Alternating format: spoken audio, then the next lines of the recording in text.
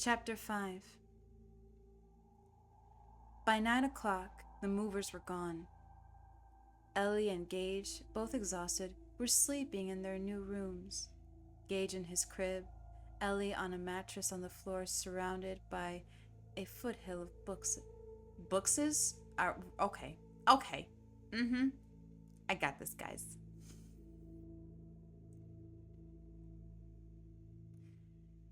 Ellie on a mattress on the floor surrounded by a foothill of boxes. Her billions of crayons, whole, broken, and blunted. Her Sesame Street posters, her picture books, her clothes, heaven knew what else. And of course, Church was with her, also sleeping and growling rustily in the back of his throat.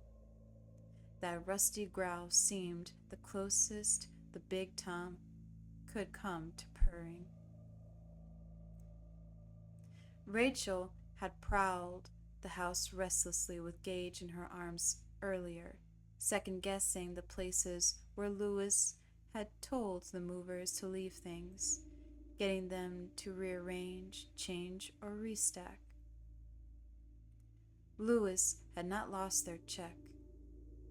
It was still in his breast pocket, along with the 5 $10 bills he had put aside for a tip.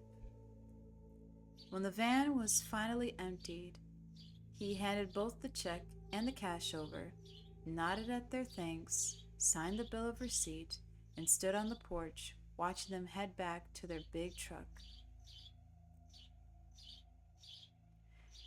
He supposed they would probably stop over in Bangor and have a few beers to lay the dust. A couple of beers would go down well right now. That made him think of Judd Crandall again.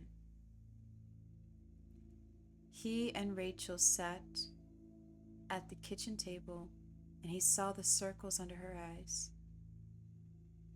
"You," he said, "go to bed."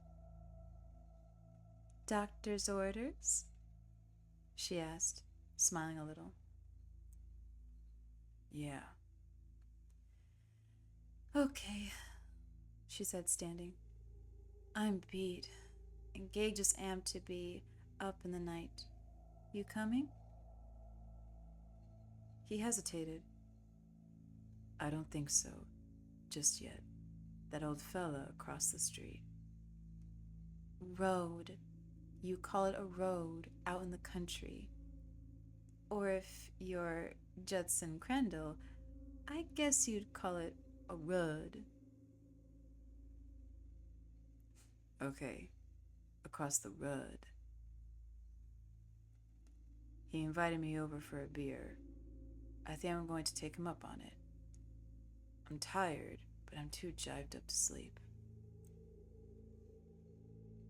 Rachel smiled.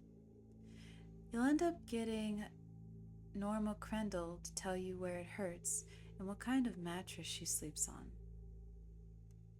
Lois laughed, thinking how funny and scary, it was the way wives could read their husbands' minds after a while. "He was here when we needed him," he said. "I can do him a favor, I guess." "Barter system?"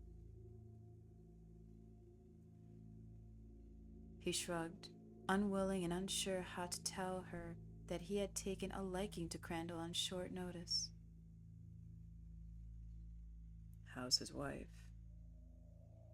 "Very sweet," Rachel said. Gage sat on her lap. I was surprised because he had a hard day, and you know he doesn't take very well to new people on short notice until the best of circumstances. And she had a dolly she let Elaine play with. "How bad would you say her arthritis is?" "Quite bad." "In a wheelchair?" "No, but she walks very slowly, and her fingers."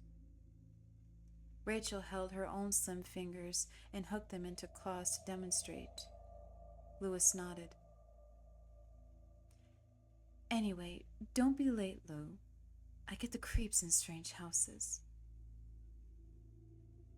It won't be strange for long, Louis said and kissed her.